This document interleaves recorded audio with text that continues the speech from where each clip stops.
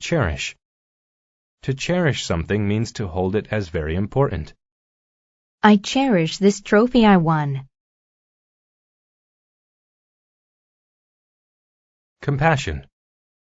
Compassion is a feeling of understanding for someone who is hurt or suffering. The veterinarian had compassion for the sick little puppy. Consent. Consent is permission to do something. Their mother gave the children consent to go outside and play. Core. The core is the center of something. The rings of a tree start forming at its core. Cunning. If someone is cunning, they are good at tricking people. The cunning child fooled his parents into thinking that he was kind. Dizzy. If someone is dizzy, then they feel off balance as if they will fall down. The pregnant woman was dizzy after standing up too quickly. Equilibrium. Equilibrium is the balance between different forces. The sudden drop in prices upset the equilibrium of the economy. Foster. To foster a feeling or a skill means to help it develop. She helped foster a sense of calm in the little boy. Grind. To grind something means to break it into very small pieces or powder. She wanted to grind the beans so she could brew some coffee. Growl. To growl means to make a deep, angry sound. The dog started to growl at the man walking by. Moderation. Moderation is a state of being just enough, but not too much.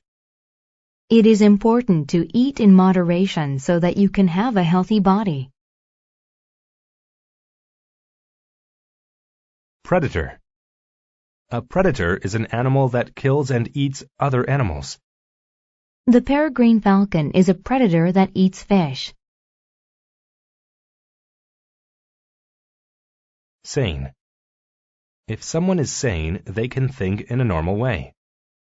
Oliver does not act like a sane person when he is angry. Saucer. A saucer is a small round dish that you set a cup on. He placed the spoon on the saucer. Snatch. To snatch something means to take it away with a quick motion.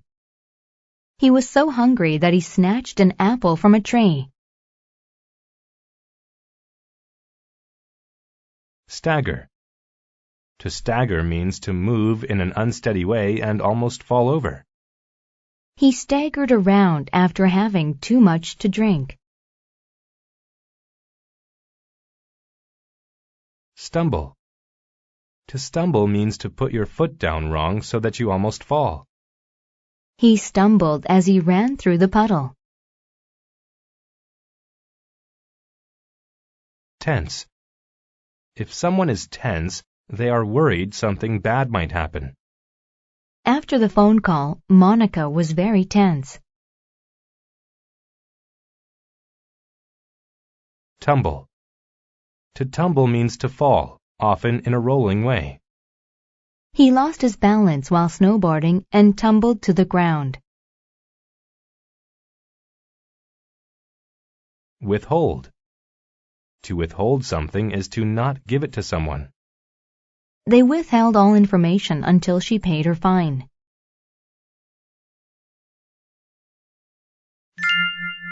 The Traveler and the Innkeeper.